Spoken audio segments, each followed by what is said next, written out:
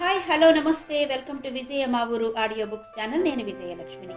Friends, నవల స్రవంతిలో శ్రీ ఇందు రమణ గారి హవేలీ నవల ఆడియోగా వినిపిస్తున్నాను కదా. మరి ఈరోజు హవేలీ నవల ఆడియో 11వ భాగం వినిపించబోతున్నాను. మరి ఆలస్యం చేయకుండా కథలోకి వెళ్ళిపోదాం పదండి. సిఐ సత్యారావు బుల్లెట్ మీద నెమ్మదిగా చందనపురి కేసు వెళ్తున్నాడు. అనవసరంగా దెబ్బ తగిలించుకున్నాడు. పాపం, వాళ్ళకి తనకంటే బాగా దెబ్బలు తగిలాయి. కానీ వాళ్ళు కిక్కురు మనలేదు. తనంటే భయపడే పిరికి సన్నాసులిద్దరికిద్దరూ టిప్ టాప్గా ఉన్నారు. చదువుకున్న వాళ్ళలా ఉన్నారు. తనంటే భయం ఎందుకు? తప్పు కూడా తనదే కదా. కనీసం హాస్పిటల్కి తీసుకువెళ్తానన్నా వద్దంటారే. పోలీసులను చూస్తే అందరూ అలాగే భయపడతారా? లేదే. ఆడవాళ్లే నడుం బిగించి పోలీసు జులుం నశించాలంటూ రోడ్ల మీదకొస్తున్నారు. మరి వీళ్ళెందుకు ఇలా భయపడ్డారు? కారణం? కొంపదీసి వాళ్ళు దొంగలు కాదు కదా. రోజులు అసలే బాగాలేవు. ఎవడు దొంగో ఎవడు దూరో తెలియడం కష్టంగా ఉంది. ఐఎస్ఐ తీవ్రవాది కూడా హై క్లాస్ ఐకాన్ గాడ్లా తయారై తిరుగుతున్నారు. ఉలిక్కి పడ్డాడు సిఐ సత్యారావు.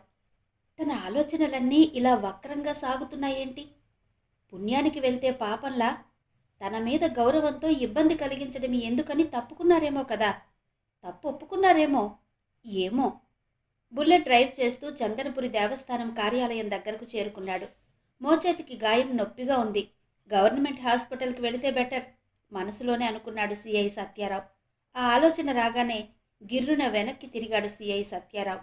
అంతకుముందే గవర్నమెంట్ హాస్పిటల్ దాటి ఆర్టీసీ బస్టాండ్ దేవస్థానం ఆఫీసు దరిదాపులకు వచ్చేశాడు. వెనక్కి వెళ్ళి నేరుగా హాస్పిటల్ ఆవరణలోకి బుల్లెట్ను పోనిచ్చాడు. రూరల్ హాస్పిటల్ అది. బయట నుండి వచ్చే పేషెంట్లను తనిఖీ చేసే ఓపీ చాలా రద్దీగా ఉంది. సిఐ సత్యారావు బుల్లెట్ మీద హాస్పిటల్ ముందర ఆపేసరికి అక్కడున్న అటెండర్ మర్యాదపూర్వకంగా ఎదురొచ్చి నమస్కారం చేశాడు. సార్, డాక్టర్ గారితో మాట్లాడాలా సార్? అతి వినయంగా అన్నాడు హాస్పిటల్ అటెండర్. అతను మాట్లాడుతుంటే గుప్పు గుప్పున మందు వాసన మొహం మీదకొస్తోంది. పట్ట పగలే మందు మీదున్నాడు. ఉదయాన్నే తాగేసున్నాడు. వీళ్ళకి డబ్బులు ఎలా వస్తాయో అనుకుంటూ, డ్యూటీ డాక్టర్ గారిని కలవాలమ్మా, నా చేతికి చిన్న గాయమైంది అన్నాడు బుల్లెట్ స్టాండ్ వేస్తూ. రండి సార్, నేను తీసుకెళ్తాను రండి అంటూ చాంతాడంత పేషెంట్ల క్యూని తప్పించి లోపలికి తీసుకువెళ్ళాడు ఆ అటెండర్. అతని వెనక మౌనంగా తల మీద టోపీ తీసి చేత్తో పట్టుకుని హుందాగా నడిచి వెళ్ళాడు సిఐ సత్యారావు. డ్యూటీ రూమ్లో పేషెంట్లను ఒక్కొక్కరినే చెక్ చేస్తోంది లేడీ డాక్టర్. 30 పైనే ఉంటుంది వయస్సు. ఎత్తుగా జబర్దస్తిగా చాలా అందంగా ఉందామె. లేడీ డాక్టర్ని చూస్తూనే సిఐ సత్యారావు క్షణం తటపటాయించాడు. గది బయట నిలబడిపోయాడు. ఆ అటెండర్ లేడీ డాక్టర్ దగ్గరకు వెళ్ళి ఏం చెప్పాడో ఏమో. ఆమె వెంటనే లోపలికి రమ్మని అతనితోనే కబురు పంపించింది. హుందాగా వెళ్ళి నవ్వుతూ డాక్టర్ని విష్ చేశాడు సిఐ సత్యారావు. ఏమైంది సార్? పోలీసులు మీరే జాగ్రత్తగా లేకపోతే ఎలా? చిన్నగా నవ్వుతూ అన్న చిన్నపిల్లాన్ని లెంపల మీద వాయించినట్టు అందామె. ఏం మాట్లాడకుండా మోచేయి చూపించాడు సిఐ సత్యారావు. చిన్న గాయం కాదే అంటూ దూదితో శుభ్రం చేసి వెంటనే ఏవో 2 ఇంజెక్షన్లు కలిపి చేసింది. అటెండర్ని రమ్మని అయోడిన్ మరేదో ఆయింట్మెంట్ రప్పించి తనే చాలా శ్రద్ధగా రాసి ట్రీట్ చేసి చిన్న కట్టు కట్టింది. వైద్యం చేస్తున్నంతసేపు ఆమెనే క్షుణ్ణంగా పరిశీలిస్తూ గాయం బాధనే మరచిపోయి మరబొమ్మలా ఉండిపోయాడు సిఐ సత్యారావు. ఇక డ్యూటీ గీటీ మానేసి నేరుగా ఇంటికి పోయి రెస్ట్ తీసుకోండి సార్. కట్టు కట్టడం పూర్తి చేసి తల ఎత్తి సిఐ సత్యారావు కళ్ళలోకి మృదువుగా చూస్తూ అంది లేడీ డాక్టర్. ఆమెని అలా అంత దగ్గర చూస్తూ కూర్చున్న సిఐ సత్యారావు దేవతే దిగివచ్చి తనకి వైద్యం చేసిందా అన్నట్టు సర్వం మర్చిపోయాడు. అలాగే మేడం, వస్తా అంటూ టోపీ మర్చిపోయి ఆమె గదిలో నుండి బయటకు వచ్చేశాడు సిఐ సత్యారావు. సార్, వెనక నుండి తీయనైన ఆమె గొంతు తననే పిలుస్తున్నట్టు అనిపించి వెనక్కి తిరిగి చూశాడు. అప్పటికే అటెండర్ టోపీని ఆమె దగ్గర నుండి తీసుకుని పట్టుకు వస్తూ కనిపించాడు. గబాల్న నాలుగు కరుచుకుని అటెండర్ దగ్గర టోపీ తీసుకుని జేబులో నుండి ఓ 100 రూపాయలు తీసి అతని చేతిలో పెట్టాడు సిఐ సత్యారావు. పోలీసులే ఇలా వేరొకరికి సంతోషంగా టిప్పివ్వడం ఎరగని ఆ అటెండర్ ఆశ్చర్యపోయాడు. సిఐ సత్యారావుకి మాత్రం ఆ లేడీ డాక్టర్ దివ్య రూపమే కళ్ళ ముందు కదులుతోంది. ఆమె స్పర్శ, ఆమె శ్వాస, ఆమె చూపు, ఆమె నవ్వు, ఆమె మాట, నిలువున ఆమె రూపమే సత్యారావు మెదడులో ముద్రించుకుపోయింది. బుల్లెట్ తీసి స్టార్ట్ చేస్తూ ఒక్కసారి తనని తాను యగాదిగా చూసుకున్నాడు. ఒక సిన్సియర్ పోలీస్ ఆఫీసర్ అయిన తను ఒక లేడీ డాక్టర్ స్పర్శకి కరిగిపోవడమా? ఏమైంది తనలోని దృఢత్వం? పరస్త్రీని సోదరిలా భావించే తనలో ఈ చెత్త చపలత్వమేంటో? ఆడమొహమెరుగని తేడాగాడిలా? చచ, నీ బుద్ధెక్కడిది? తనని తనలో తనే తిట్టుకుంటూ ఒక్కసారే తల విదిల్చుకున్నాడు సిఐ సత్యారావు. బుల్లెట్ మీద కూర్చుని టోపీ తలకు తగిలించుకున్నాడు. ఇప్పుడు అతని శరీరంలో అణువణువు పోలీసు రక్తం జివ్వున ఉరకలేస్తూ లేచింది. కార్యోన్ముఖుడై ముందుకు కదిలాడు. ఇక డ్యూటీ మానేసి నేరుగా ఇంటికి పోయి రెస్ట్ తీసుకోండి సార్ అన్న ఆమె మాటలు గుర్తొచ్చి చిన్నగా నవ్వుకున్నాడు. ఇంత చిన్న గాయానికి ఇంటికి వెళ్ళిపోవడమా? తనేమైనా సుకుమారుడైన రాజకుమారుడా? కవాతులు నేర్చిన కండలు తిరిగిన గండరగండడైన సుశిక్షితుడైన పోలీస్ ఆఫీసర్. గర్వంగా తనకి తానే గొప్పగా ఫీల్ అయ్యి హుందాగా టీవీగా తల పైకెగరేసి తిరిగి చందనపురికేసి రివ్వున బుల్లెట్ను ఉరికించాడు సిఐ. అర నిమిషంలో బజార్లోకి వచ్చి చేరుకున్నాడు. బజార్లో రావి చెట్టు దగ్గర చాలామంది జనం గుమిగూడి ఉన్నారు. బుల్లెట్ హవేలీ కేసి పోనిస్తూ ఆ గుంపును చూసి సడన్గా బ్రేక్ వేశాడు సిఐ. అతను అలా సడన్గా బుల్లెట్ ఆపేసరికి వెనక అంతే స్పీడ్లో వస్తున్న 2 బైకులు నేరుగా వచ్చి ఒకటి సిఐ సత్యారావు బుల్లెట్ పక్క నుండి రయ్యమని దూసుకుపోయింది. రెండోది స్పీడుగా వచ్చి ఆగిన సిఐ సత్యారావు బుల్లెట్ వెనక దడేల్మని గుద్దుకుని ఆగింది. ఉలిక్కిపడి వెనక్కి తిరిగి చూశాడు సిఐ సత్యారావు. బైక్ కుర్రాడు భయంగా సిఐ సత్యారావు కేసి చూస్తూ ప్యాంటు తడిపేసుకున్నాడు. అంత సడన్గా బైక్ని నడి రోడ్డు మీద ఆపడం తనదే తప్పని గ్రహించిన సిఐ సత్యారావు ఆ కుర్రాడిని వెళ్లమని సైగ చేసి బుల్లెట్ని రావి చెట్టు దగ్గరున్న గుంపు దగ్గరకు నడిపించుకు వెళ్లి స్టాండ్ వేశాడు. బజార్లో ట్రాఫిక్ కంట్రోల్ చేస్తున్న ట్రాఫిక్ కానిస్టేబుల్ ఎదర టీ బడ్డీ దగ్గర బాతాకాని కొడుతూ టీ తాగుతున్నాడు. అతడు సిఐ సత్యారావు బుల్లెట్ని కానీ జరిగిన చిన్న యాక్సిడెంట్ని కానీ గమనించలేదు. బుల్లెట్ని స్టాండ్ వేసి వెనక నెంబర్ ప్లేట్ దగ్గర నొత్తపడడం చూసి మనసులోనే నొచ్చుకుంటూ గుంపుగా ఉన్న జనాల దగ్గరకు వెళ్ళి ఒకరిద్దరిని నెట్టుకుంటూ లోపలకు తొంగి చూశాడు. గుంపును చీల్చుకుంటూ వచ్చిన పోలీస్ ఆఫీసర్ను చూస్తూనే గుంపుగా నిలబడ్డ జనం ఒక్కసారే దూరంగా జరిగి దారిచ్చారు. ఆ గుంపు మధ్యలో పాములవాడు నాగస్వరం ఊదుతూ పామును ఆడిస్తున్నాడు.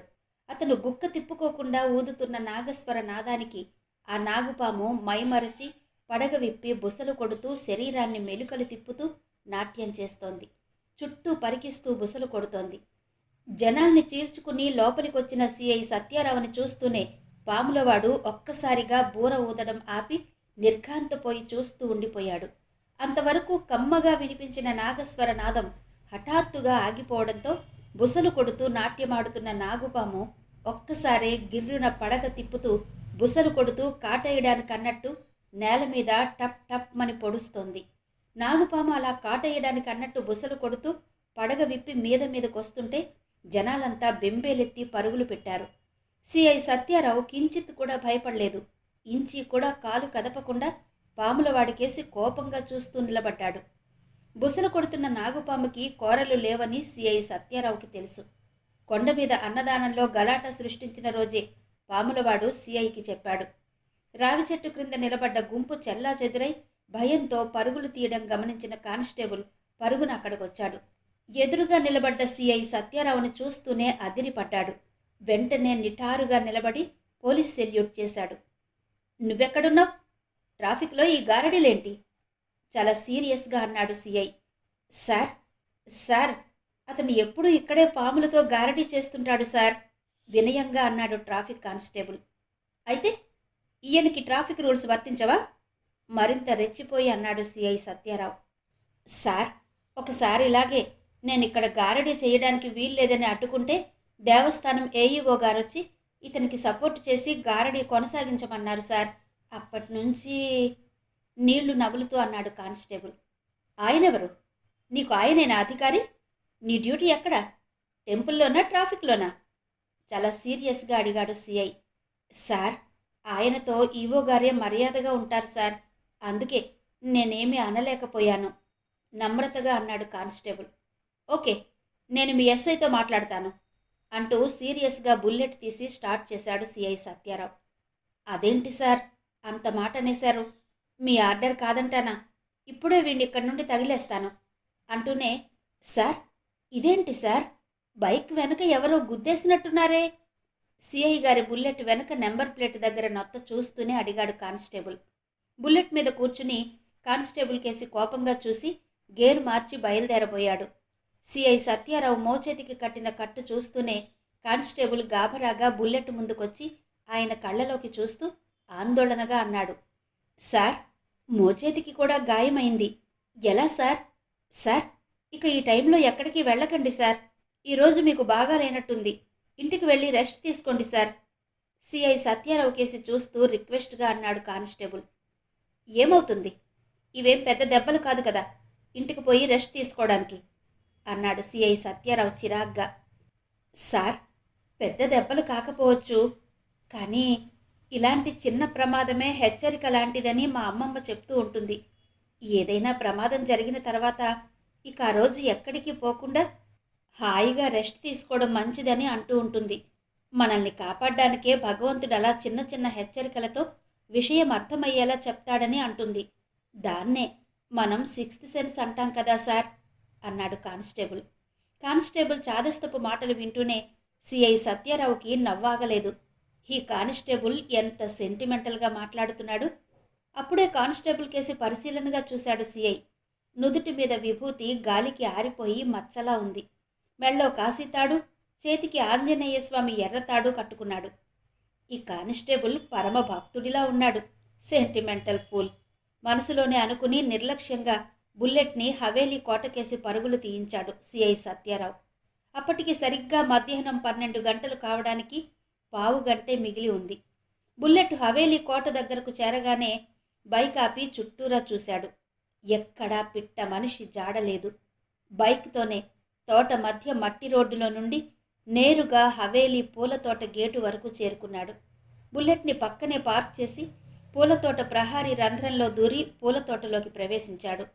పూలతోట సిమెంట్ చప్టా మీద నడుస్తూ పరిసరాలను పరిశీలిస్తూ నడుస్తున్నాడు. మోచేతి గాయం తగిలినట్టే అనిపించడం లేదు.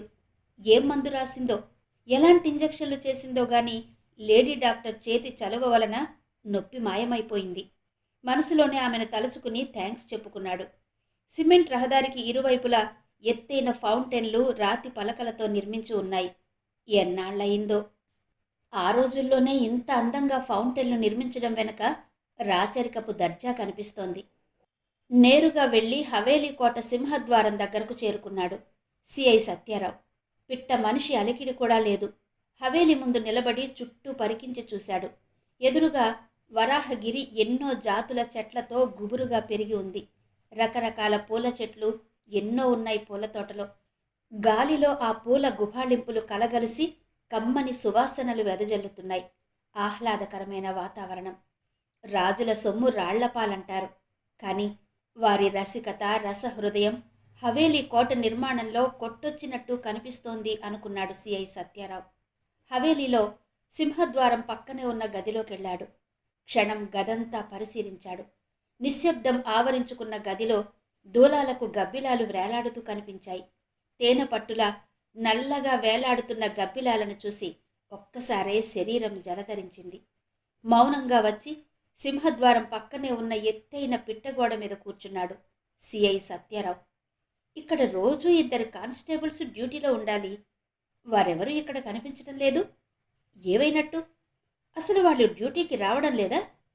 డ్యూటీకని వచ్చి ఎటైనా వెళ్ళిపోతున్నారా? ఆలోచిస్తూ కూర్చున్న సిఐ సత్యారావు ఉన్నట్టుండి ఉలిక్కి పడ్డాడు. ఏదో అలికిడి. లోపల ఎవరో ఉన్నట్టే ఉంది. చెవులు రిక్కించి విన్నాడు. టక్ టక్ మని ఏదో రాపిడి శబ్దం లోయలోంచి వస్తున్నట్టు లయబద్ధంగా వినిపిస్తోంది. హవేలీ లోపలి నుండే వినిపిస్తోంది ఆ శబ్దం. కూర్చున్నవాడల్లా లేచి నిలబడ్డాడు. అతని వసలే పాము చెవులు. సూది క్రింద పడ్డా ఇట్టే పసిగట్టేస్తాయి. అనుమానం లేదు, హవేలీ లోపలి నుండే వినిపిస్తోందా శబ్దం. ఉన్నట్టుండి పాము గుర్తొచ్చింది. పాము గుర్తొచ్చేసరికి ఉలిక్కి పడ్డాడు. కొంపతీసి లోపల పాముగాని లేదు కదా. మనిషంత ఎత్తులో లేచే శ్వేతనాగులాంటి కాలసర్పాలుంటాయంటారు. తెలుగు సినిమాల్లోని ఆకాశమంత ఎత్తుకు విరుచుకుపడే నాగుపాములు, శ్వేతనాగులు, అనకొండలు గుర్తొచ్చేసరికి సిఐ సత్యారావు నిలువెల్లా వణికిపోయాడు. నిజంగా శ్వేతనాగే లోపల ఉందా? అందుకే చనిపోయిన ఇద్దరూ ఆకాశంలో పైకెగసినట్టు మీదకొచ్చిన శ్వేతనాగును చూసి ఆశ్చర్యపోయారా? మరి ఈ శబ్దాలేంటి? ఎవరో ఉన్న అలికిడి. ఎవరో మనుషులే లోపల ఉన్నారు. నిస్సందేహంగా ఎవరో ఉన్నారు. అడుగులో అడుగు వేసుకుంటూ, చెవులు రెండూ రిక్కించి వింటూ, కళ్ళు రెండూ చిట్లించి చూస్తూ ముందుకు నడుస్తున్నాడు సిఐ సత్యారావు. ఎందుకైనా మంచిదని నడుముకు తగిలించుకున్న పిస్తోల్ తీసి జేమ్స్ బాండ్లా స్టడీగా పట్టుకుని చిరుతలా చూస్తూ ముందుకు సాగుతున్నాడు. క్రింద ఉన్న గదులన్నీ ఒక్కొక్కటిగా వెతుకుతూ పై అంతస్తుకు చేరుకున్నాడు. అలా 2-3 అంతస్తులు వెతికి వెతికి విసిగి వేసారి తిరిగి క్రిందికి వచ్చి అదే పిట్టగోడ మీద కూర్చున్నాడు. శబ్దాలు వినిపిస్తున్నాయి గాని కనిపించడం లేదు. ఏంటో మాయ. సెల్ తీసి బ్రహ్మానందానికి రింగ్ చేశాడు. హలో సార్, అవతల నుండి ఎస్ఐ బ్రహ్మం. ఎక్కడున్నావు? చాలా కోపంగా అడిగాడు సిఐ సత్యారావు. స్టేషన్లోనే కదా సార్ ఉన్నాను, అయోమయంగా అన్నాడు బ్రహ్మ. హవేలీ కోట దగ్గర డే డ్యూటీకి ఎవరిని పంపించలేదా? చాలా సీరియస్గా అడిగాడు సిఐ సత్యారావు. అదేంటి సార్, వాళ్ళు ఉదయం 8 గంటలకే వెళ్లారు కదా, ఆశ్చర్యపోతూ అన్నాడు ఎస్ఐ బ్రహ్మం. నేను హవేలీ దగ్గరున్నాను. ఒక్క నా కొడుకు కనిపిస్తేనా? ఎక్కడున్నారో వెంటనే కనుక్కో అంటూ కోపంగా సెల్ కట్ చేశాడు సిఐ సత్యారావు.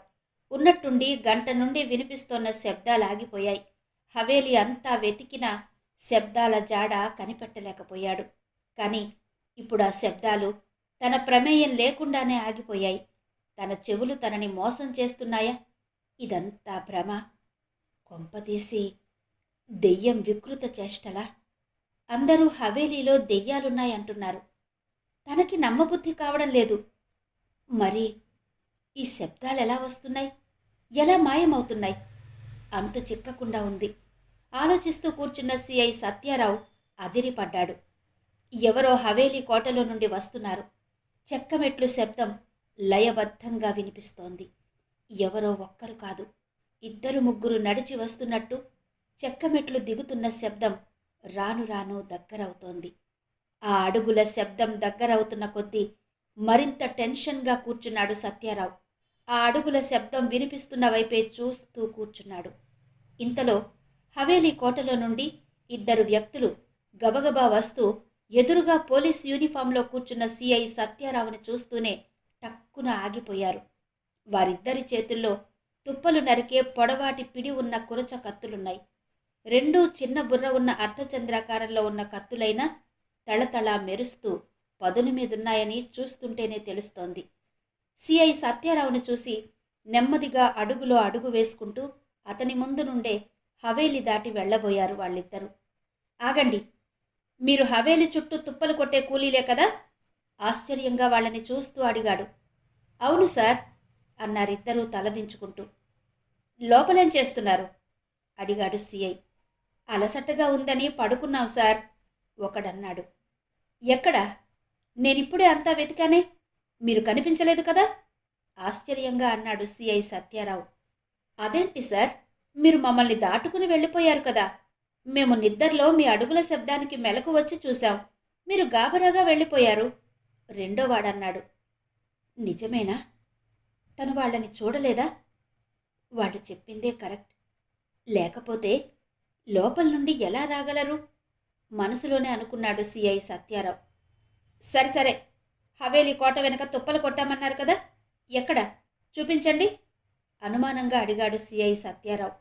హవేలీ వెనక తుప్పలు కొట్టామని తప్పించుకున్నారు. ఈరోజు ఎక్కడికి పోతారు? చూద్దాం ఏం చెప్తారో అనుకున్నాడు మనసులోనే. పదండి సార్ అంటూ ఇద్దరూ ముందుకు నడిచి వెళ్లారు. వాళ్ళను అనుసరించి వెళ్ళాడు సిఐ. హవేలీ వెనక తుప్పలు నరికిన ఆనవాళ్లు ఎక్కడా లేవు. ఇన్ని రోజులుగా వీళ్ళు తుప్పలు నరికి ఉంటే హవేలీ చుట్టూ ఇంత పెద్ద పెద్ద తుప్పలు ఇంకా ఎలా ఉంటాయి? ఏవి? ఎక్కడ నరికారు? మీకిదే డ్యూటీ కదా, ఇంతకు ముందే నాతో చెప్పారు హవేలీ వెనుక తుప్పలు నరికి వెళ్తున్నామని. అప్పుడే చూశాను, మీరేం పని చెయ్యలేదు. ఈరోజు అదే చెబుతున్నారు. కానీ ఇక్కడ సూచనలేవి కనిపించడం లేదు. ఇంతకీ మీరెవరు? హవేలీ వెనుక తుప్పలు కొట్టిన ఆనవాలు కనిపించకపోవడంతో వాళ్ళిద్దరినీ నిలదీసి అడిగాడు సిఐ. ఇద్దరు క్షణం మౌనంగా నిలబడి మరుక్షణం సిఐ కేసి చూస్తూ ఉండిపోయారు. వాళ్ళ కళ్ళల్లో ఎలాంటి భయం బెదురు లేదు. పైపెచ్చు వాళ్ల మొహాల్లో ఏదో కసి కొట్టొచ్చినట్టు కనిపిస్తోంది. ఇలా రండి సార్, అటు చూడండి అంటూ ఒకడు ఇంకొంచెం ముందుకు వెళ్ళి సిఐ సత్యారావుని పిలిచాడు. రెండోవాడు నిలబడ్డ దగ్గరే బొమ్మలా ఉండిపోయాడు. రెండోవాడిని తప్పించుకుని మొదటివాడి దగ్గరకు నడిచి వెళ్ళాడు సిఐ సత్యారావు. ఇదిగో సార్ అంటూ ఒకవైపు చెయ్యి పెట్టి చూపిస్తున్న అతని కళ్ళలో ఏదో తేడా స్పష్టంగా కనిపించేసరికి ఏదో జరగబోతోందని అనుకున్నాడు. అంతే, చురుగ్గా కదిలాడు. వెనక నుండి వాయువేగంతో వస్తున్న అడుగుల శబ్దం చెవికి సోకగానే గబుక్కున క్రిందకు వంగిపోయాడు సిఐ సత్యారావు. వెనకనున్న వ్యక్తి పరుగు పరుగున వచ్చి చేతిలో ఉన్న కత్తితో బలంగా సిఐ సత్యారావు మెడ మీద ఒక్క వేటు వేశాడు. ఆ వేటుకు సిఐ సత్యారావు మెడ తెగి ఎగిరి పడాలి, అంత బలంగా వేశాడు వేటు. కానీ అంతే వేగంగా స్పందించిన సిఐ సత్యారావు క్రింద కొంగొని ఆ కత్తివేటు నుండి తప్పించుకున్నాడు. లేకపోతే అతని మెడ వేటపోతు మెడలా ఒక్క వేటుకే తెగి అవతల పడి ఉండేది. సిఐ సత్యారావు మెదడు చురుగ్గా పనిచేయడం ప్రారంభించింది. ఎదర నిలబడ్డవాడు కూడా తన చేతిలో ఉన్న కత్తితో అటాక్ చేయడానికి సిద్ధంగా ఉన్నాడని గ్రహించాడు. ఇద్దరి మధ్య నుండి తప్పించుకుని యువతలకు పరిగెత్తుకొచ్చేశాడు. అయితే అప్పటికే కత్తివేటుకు దొరకకుండా తప్పించుకున్నాడన్న కసితో రెండోసారి కత్తిని బలంగా పట్టుకుని పారిపోతున్న సిఐ సత్యారావుని గాయపరచాలన్న ఉద్దేశంతో గుడ్డిగా వేటు వేశాడు. ఆ దెబ్బకు అడ్డొచ్చిన పెద్ద పెద్ద తుప్పలు సైతం తెగి క్రింద పడ్డాయి. ఆ కత్తివేటుకు కూడా దొరకకుండా సిఐ పరుగులు పెట్టాడు. ఎవరు వీళ్ళు? తననెందుకు చంపాలనుకుంటున్నారు? జరిగిన 2 చావులకు వీళ్లే కారకులా? ఎందుకోసం ఇదంతా చేస్తున్నారు? వీళ్ళు నిజంగా కూలీలు కారా? వీళ్లకి ఏయువో విజయేంద్రవర్మకి సంబంధమేంటి? ఈ హవేలీ కోటకి, ఈ చావులకి సంబంధమేంటి? వీళ్లకి తన మీద ఇంత కసి కోపం ఎందుకు? ఆగంతకుల నుండి తప్పించుకుని పరిగెడుతూ ఆలోచిస్తున్నాడు సిఐ సత్యారావు. పరిగెడుతూ హవేలీ ముందుకు వచ్చి సడన్గా ఆగి వెనక్కి తిరిగాడు.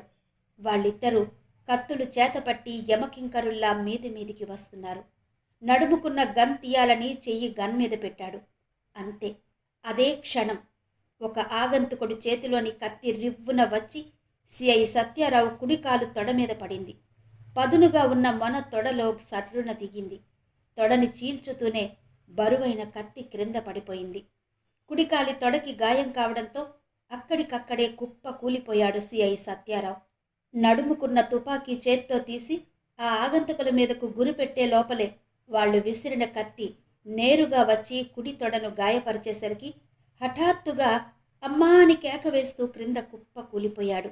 ఆ సమయంలో చేతిలో ఉన్న పిస్టల్ ఎటో ఎగిరి పడిపోయింది. నిస్సహాయంగా కాలి గాయంతో క్రింద పడ్డ సిఐ కేసి కసిగా చూస్తూ నిలబడ్డ ఆగంతకులిద్దరూ దాడి చేయడానికి ముందుకు పరిగెత్తుకొచ్చారు. వాళ్ళిద్దరూ దగ్గరకు రావడం గమనిస్తూనే తన పక్కనే పడి ఉన్న కత్తిని చటుక్కున అందుకుని తన మీదకు వచ్చిన వారి మీద అటాక్ చేశాడు సిఐ సత్యారావు. సిఐ సత్యారావు తిరిగి అటాక్ చేస్తాడని ఊహించని ఆగంతకులిద్దరూ అడ్డంగా దొరికిపోయారు. సత్యారావు చేతిలో ఉన్న కత్తి ఇద్దరి కాళ్లను రాసుకుంటూ వెళ్ళిపోయింది. జారుగా పదును మీదున్న కత్తి కావడంతో బలంగా తగలకపోయినా ఇద్దరి తొడ కండరాలను సర్రున రాసుకుంటూ వెళ్ళిపోయింది. ఇద్దరూ ఒక్కసారి నిలువున కుప్ప కూలిపోయారు. ఇద్దరికీ 2 కాళ్ళు పైపైనే తెగిపోయాయి. రక్తం ధారలై కారుతోంది. చేతిలో ఉన్న కత్తితో రెండోసారి వారిని గుడ్డిగా నరకబోయాడు సిఐ సత్యారావు. వారిద్దరూ అపాయాన్ని కనిపెట్టి క్రింద దొర్లుకుంటూ దూరంగా జరిగి తప్పించుకున్నారు. సిఐ సత్యారావు తెగిన తొడ గాయాన్ని కూడా లెక్క చెయ్యకుండా నెమ్మదిగా లేచి నిలబడ్డాడు. ఆగంతకుల కత్తినే చేత పట్టుకుని వారిద్దరి ముందు కాలయముడిలా నిలబడి చిన్నగా నవ్వాడు. ఇంతలో ఎస్ఐ బ్రహ్మానందం 2 కానిస్టేబుల్స్ని వెంటబెట్టుకుని పరుగున అక్కడకు చేరుకున్నాడు. దూరం నుండే సిఐ సత్యారావుని, క్రింద పడి ఉన్న ఆగంతకుల్ని చూస్తూనే అదిరిపడ్డారు. ఆ ఆగంతకులిద్దరూ పరిగెత్తుకొస్తున్న పోలీసుల్ని చూస్తూనే గభాలున లేచి హవేలీలోకి పరుగందుకున్నారు. కాళ్లకు తగిన గాయం నుండి రక్తం కారుతున్నా లెక్క చెయ్యకుండా పరుగులు పెట్టారు వాళ్ళు. ఎక్కడికి పోతారు వెధవలు? హవేలీలోనే ఉంటారు కదా, తప్పించుకునే దారేది అనుకుంటూ నెమ్మదిగా వెళ్ళి పిట్టగోడ మీద కూర్చున్నాడు సిఐ సత్యారావు. కుడికాలు తొడ నుండి రక్తం ధారలా కారుతోంది. అయినా ఆయన లెక్క చెయ్యలేదు. సార్, అంబులెన్స్కి ఫోన్ చేశాను అంటూనే 108కి ఫోన్ చేశాడు ఎస్ఐ బ్రహ్మం. అప్పటికే చాలా రక్తం పోవడంతో నీరసించిపోయాడు సిఐ సత్యారావు. గాయం స్పష్టంగా కనిపిస్తోంది. తొడ చీలి కండరం తెగి వ్రేలాడిపోయింది. లోపలికి వెళ్ళి ఆ ఆగంతకుల్ని పట్టుకోండి, వాళ్ళెటూ పారిపోలేరు, వాళ్ల కాలికి కూడా గాయాలయ్యాయి, వెళ్ళండి అంటూ ఎస్ఐ బ్రహ్మానందాన్ని, 2 కానిస్టేబుల్స్ని పంపించి బాధగా తొడని గట్టిగా పట్టుకుంటూ ఉండిపోయాడు సిఐ సత్యారావు. ఆ వెంటనే పోలీసులతో సహా ఎస్ఐ బ్రహ్మానందం హవేలీ కోట లోపలికి వెళ్ళి అన్ని గదులు వెతికాడు. హంతకులిద్దరూ ఎటు పారిపోయారో అర్థం కాలేదు. సిఐ తిడతాడన్న భయంతో 3 అంతస్తులు తిరిగి తిరిగి చివరకు విసిగిపోయారు. ఆగంతకులిద్దరికీ గాయాలయ్యాయి. హవేలీలో అక్కడక్కడ రక్తం మరకలు కనిపిస్తున్నాయి. మెట్ల మీద కూడా అక్కడక్కడ రక్తం చుక్కలు కనిపించాయి. ఆ మరకల ఆధారంగా వెతికినా వాళ్ల జాడలేదు. ఎస్ఐ బ్రహ్మానందం, కానిస్టేబుల్స్ 2 దిగాలుగా వెలుపలకొచ్చారు. హవేలీ ద్వారం దగ్గరున్న పిట్టగోడ మీద కూర్చున్న సిఐ సత్యారావు తెలివి లేకుండా క్రింద పడి ఉన్నాడు. ఎస్ఐ బ్రహ్మానందంతో పాటు 2 కానిస్టేబుల్స్ భయంతో బిర్ర బిగుసుకుపోయారు. కొంపదీసి సిఐ గారు చనిపోలేదు కదా? ముగ్గురు అదే అనుమానంతో గుండెలు అరచేత్తో పట్టుకుని పరుగున సిఐ సత్యారావు దగ్గరకు చేరుకున్నారు. ఇంతలో హవేలీ కోట పూలతోట దగ్గరకు అంబులెన్స్ వచ్చినట్టు ఎమర్జెన్సీ హారన్ సౌండ్ చెవులు చిల్లులు పడేలా ప్రతిధ్వనించింది. విజయేంద్రవర్మ ఆలోచిస్తూ కూర్చున్నాడు. రాత్రి 11 గంటలు దాటిపోతోంది. మేడ మీద గదిలో ఒంటరిగా దీర్ఘాలోచనలో ఉన్నాడు. తను కొద్ది రోజుల్లో రిటైర్ కాబోతున్నాడు. తన తండ్రి దివాన్ చనిపోతూ కోరిన కోరిక, అప్పగించిన పని ఇంకా పూర్తి కాలేదు. ఏం చెయ్యాలో అర్థం కావడం లేదు. భువనేశ్వరీదేవి ఫోటో మాత్రమే తనకు దొరికింది. ఆమెను ఎలా వెతికి పట్టుకోవాలి? ఆమెకి ఏం అప్పగించాలో అర్థం కావడం లేదు. తండ్రి పోతూ పోతూ నోరు పడిపోయి ఏం మాట్లాడలేక, రాయడానికి చేతులు కదలక ఎంతో ఇబ్బంది పడ్డాడు. అంత ఇబ్బందిలోనూ ఆయన తనకేదో బాధ్యత అప్పగించాలనే చూశాడు. కదిలీ కదలని పెదవులతో ఏదో ఉచ్చరించాడు. కొంత అర్థమైంది. డైరీ, డైరీ, డైరీ అన్న పదం పెదవుల కదలికను బట్టి అర్థం చేసుకున్నాడు. ఎన్నాళ్లుగానో వెతుకుతున్నాడు. ప్రతిరోజు రాత్రిళ్ళు అతని డైరీలు, పుస్తకాలు, అతని గ్రంథాలయం అంతా కెలుకుతున్నాడు. వెతుకుతున్నాడు. తల బద్దలు కొట్టుకుంటున్నాడు. నమో నారాయణ, ఏమీ దొరకలేదు. అచ్చం భువనేశ్వరీదేవిలా ఉన్న ప్రియంవద గురించి తెలుసుకోవాలి. ఆలోచిస్తున్న విజయేంద్రవర్మ తండ్రి డైరీలన్నీ వరుసగా పేరుస్తూ కూర్చున్నాడు. ప్రతి డైరీ నుండి పైన ఉన్న సంవత్సరం చూస్తూ పేరుస్తున్న విజయేంద్రవర్మ ఒక్కసారే అదిరిపడ్డాడు. 1 ఏడాది డైరీ కనిపించడం లేదు. అన్ని డైరీలు మళ్లీ మళ్లీ వరుసగా పేర్చాడు. 1984వ సంవత్సరం డైరీ కనిపించడం లేదు. తన తండ్రి చనిపోయింది అదే ఏడాది. విజయేంద్రవర్మకి మతిపోయింది. ఇన్నాళ్ళు ప్రతిరోజు డైరీలన్నీ చూస్తున్నాడు, చదువుతున్నాడు. పుస్తకాల అరల్లో ఉన్న పుస్తకాలన్నీ వెతుకుతున్నాడు. ఏదైనా ఒక్క ఆధారమన్నా దొరుకుతుందేమోనని. కానీ ఈ డైరీ మిస్ అయిన విషయం ఇప్పటి వరకు గ్రహించలేదు.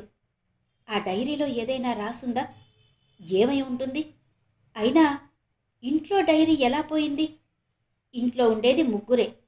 ఏడాది కోసం తండ్రి సంవత్సరికానికి అన్నలు, అక్క అంతా కుటుంబాలతో వస్తారు. తండ్రి సంవత్సరికం కాగానే వెళ్ళిపోతుంటారు. పిల్లలు సరదాకి తీసుకుపోలేదు కదా. ఆ రాత్రంతా మేడ మీద గదిలో పుస్తకాలన్నీ క్రింద పడేసిపోయినా ఆ డైరీ కోసం వెతుకుతూనే కూర్చున్నాడు విజయేంద్రవర్మ. ఆ మర్నాడు చందనపురి అంతా గగ్గోలుగా ఉంది.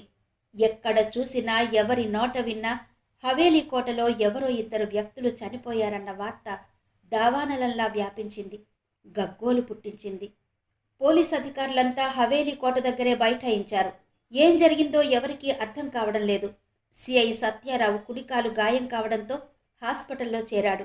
South zone assistant commissioner of police SI బ్రహ్మానందాన్ని వెంట పెట్టుకుని హవేలీ కోటకు వచ్చాడు. డాగ్ స్క్వాడ్ కూడా హవేలీ అంతా తిరిగి తిరిగి అక్కడే ఆగిపోతున్నాయి గాని ఎలాంటి క్లూ ఇవ్వలేకపోతున్నాయి. చనిపోయిన ఆగంతకులిద్దరూ ఎవరో ఎవరికీ తెలీదు. గాయాలతో ఉన్నారు. అయితే వాళ్ళిద్దరూ కూడా చనిపోతూ ఆశ్చర్యంగా కళ్ళప్పగించి చూస్తూ ఉండిపోయారు. పోలీస్ కానిస్టేబుల్స్ 2 చనిపోయిన వాళ్ళని గుర్తుపట్టారు. వాళ్ళిద్దరూ హవేలీ వెనుక తుప్పలు పుట్టలు గట్రా నరికి చదును చేయడానికి వచ్చిన వారని ఏసీపీతో చెప్పారు.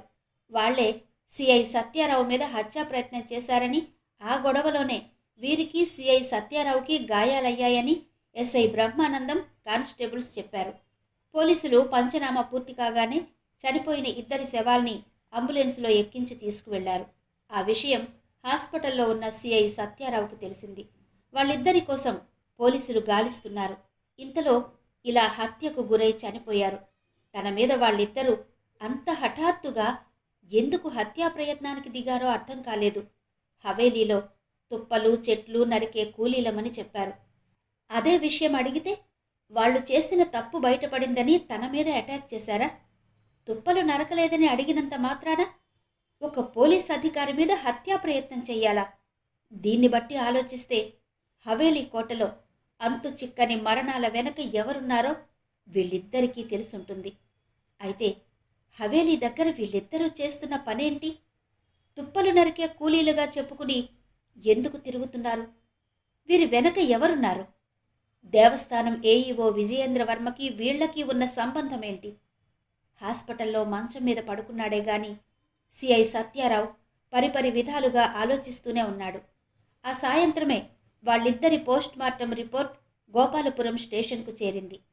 సిఐ సత్యారావు లేకపోవడంతో సౌత్ ఏసీపీ హవేలీ కేసును డీల్ చేస్తున్నాడు.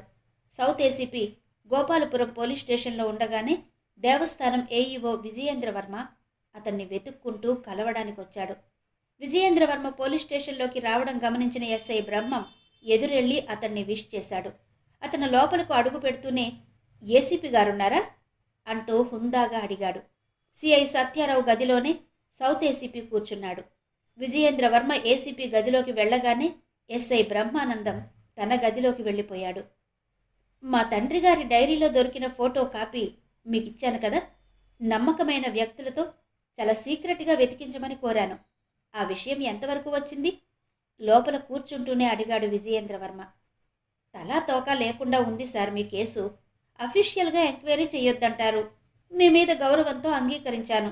నాకు తెలిసిన పోలీస్ అధికారులు కొందరికి ఇచ్చి రాష్ట్రమంతా ఎంక్వైరీ చేయమన్నాను. ఎక్కడని వెతుకుతాం బ్రదర్? పేపర్లు టీవీలలో ప్రకటన కూడా చేయకూడదంటారు. ఇదెలా సాధ్యం అన్నాడు ఏసీపీ. ఇది మా తండ్రి గారు పోతూ నాకు అప్పగించిన చిన్న పని సార్. పేపర్లు టీవీలలో ప్రకటన ఇస్తే రాజాగారి కుటుంబ సభ్యులతో గొడవ పడాలి. కనీసం భువనేశ్వరీదేవి వారసుల్ని కూడా కనుక్కోలేమంటారా? బాధగా అన్నాడు విజయేంద్రవర్మ.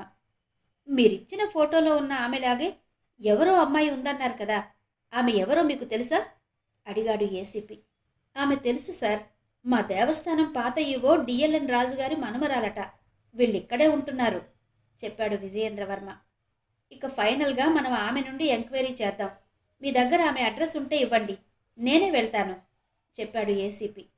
ప్లీజ్ మీరు యూనిఫామ్లో వెళ్ళకండి, రభస జరుగుతుంది చెప్పాడు విజయేంద్రవర్మ. రభస ఎందుకు జరుగుతుంది? జరిగితే మనకేం నష్టం? ఇందులో రహస్యమేముంది సర్వసాధారణ విషయంగా అడిగాడు ఏసీపీ. లేదు సార్, ఇది భూపతుల వంశానికి సంబంధించిన విషయం. ఇప్పుడు రాజా భూపతి వర్మగారి పెద్దబ్బాయే కదా మా దేవాలయం వంశపారంపర్య ధర్మకర్త. ఆయనకు తెలిస్తే నేను ఇరకాటంలో పడతాను నార్మల్గా అన్నాడు విజయేంద్రవర్మ. సరి మీరింతగా రిక్వెస్ట్ చేస్తున్నారు కనుక నేను ఇందులో ఇన్వాల్వ్ అవుతున్నాను. మీరు వెళ్ళండి, వీలైతే సాయంత్రం వెళ్ళి ఎంక్వైరీ చేస్తాను అన్నాడు ఏసీపీ. మీకు నేను రాజుగారి అడ్రస్ ఫోన్లో చెప్తాను, మా ఆఫీసులో ఉంది అంటూ వస్తానని చెప్పి స్టేషన్ నుండి బయటపడ్డాడు విజయేంద్రవర్మ. విజయేంద్రవర్మ వెళ్ళగానే ఎస్ఐ బ్రహ్మానందాన్ని పిలిచి సిఐ సత్యారావు ఆరోగ్యం ఎలా ఉందో కనుక్కోమని చెప్తూ హవేలీలో చనిపోయిన ఇద్దరు ఆగంతకుల పోస్ట్ మార్టం రిపోర్ట్ బ్రహ్మానందం చేతికిచ్చి జాగ్రత్త చెయ్యమని చెప్పాడు. ఓ అరగంట స్టేషన్లో గడిపి ఆయన తన సౌత్ ఏసీపీ కార్యాలయానికి వెళ్ళిపోయాడు. నాంచారయ్య, వాల్టర్లిద్దరూ తిరిగి ఎన్ఏడి జంక్షన్ దగ్గర శ్రీ లక్ష్మీ లాడ్జికి చేరుకున్నారు. నాంచారయ్యకి తను ఇండియా ఏ పని కోసం వచ్చాడో అది నెరవేరదేమోనన్న బెంగ పట్టుకుంది. ప్రియంవద చెప్పిన దాని ప్రకారం ఇండియాలో సైబర్ క్రైమ్ నేరానికి పాల్పడిన వారే సురేంద్రవర్మ మీద కక్షతో ఈ పని చేశారా? ఇంతకీ వాళ్ళెవరు? ఆలోచిస్తూ ప్రియంవద చెప్పిన విషయాన్ని మరోసారి ల్యాప్టాప్ తెరిచి ఆన్ చేశాడు నాంచారయ్య. ప్రియంవద చెప్పిందంతా ఏకాగ్రతగా వింటూ కూర్చున్నాడు. వాల్టన్ గాఢ నిద్రలో ఉన్నాడు. అతన్ని నిద్ర లేపాలనిపించలేదు. ప్రియంవద చెప్పిన వృత్తాంతంలో ఎక్కడైనా చిన్న క్లూ దొరకదా అనుకుంటూ ఏకాగ్రతగా ల్యాప్టాప్ స్క్రీన్ మీద దృష్టి సారించాడు Nancharaiah. Task force SI report చదవగానే అదిరిపడ్డాడు కమిషనర్. ఎవరో ఇద్దరు విదేశీయులు ఋషికొండ బీచ్ రిసార్ట్స్లో దిగారని, నగరంలో లాడ్జీలన్నీ రైడ్ చేస్తున్నప్పుడు రూమ్ ఖాళీ చేయకుండా అర్ధరాత్రి పూట పరారయ్యారని తెలిసేసరికి ఉలిక్కిపడ్డాడు కమిషనర్. అమెరికా నుండి ఇండియాలో అడుగుపెట్టిన రహస్య గూఢచారి వీరిలో ఉన్నాడా? గూఢచారి ఒక్కడే అన్నది సమాచారం. కానీ వీళ్ళిద్దరున్నారంటున్నారు. ఇద్దరూ సీక్రెట్ ఏజెంట్లేనా? విశాఖలోనే ఎందుకు మాటు వేసి కూర్చున్నారు? ఇండియాలో, అది విశాఖపట్నంలో వారు చేస్తున్న గూఢచర్యమేంటి? కొంపదీసి తమ దేశ మిలిటరీ రహస్యాలు సేకరించడానికి రాలేదు కదా? డీజీపీ గారు ముందే హెచ్చరించారు. విదేశీయులు కనిపిస్తే వారిని రహస్యంగా అనుసరించి వారి గమనాన్ని గమ్యాన్ని గుర్తించి అప్పుడు అదుపులోకి తీసుకోమన్నారు. ఇప్పుడేం చెయ్యాలి? ఎలా వాళ్లను కనిపెట్టాలి? ఋషికొండ బీచ్ రిసార్ట్స్లో నుండి పారిపోయి ఎక్కడ దాక్కున్నారు? ఇంకా వారు విశాఖలోనే ఉన్నారా? పరిపరి విధాల ఆలోచిస్తూనే పిఏని పిలిచి జిల్లాలో ఉన్న అన్ని పోలీస్ స్టేషన్లకి విదేశీయుల గురించి మెసేజ్ పెట్టమని ఆర్డర్ వేశాడు కమిషనర్. ఋషికొండ బీచ్ రిసార్ట్స్లో సేకరించిన నిఘా కెమెరాల ఫుటేజ్లో ఉన్న నాంచారయ్య, వాల్టన్ల ఫోటోలు ప్రింట్ తీసి అన్ని పోలీస్ స్టేషన్లకి పంపించమని చెప్పి కుర్చీకి చేరగిలపడ్డాడు పోలీస్ కమిషనర్. హవేలీ శ్రీ ఇందూ రమణ గారి నవల ఆడియో 11వ భాగం విన్నారు కదా. మిగిలిన కథ తర్వాతి భాగాల్లో వినిపిస్తాను. అంతవరకు సెలవు. నమస్తే.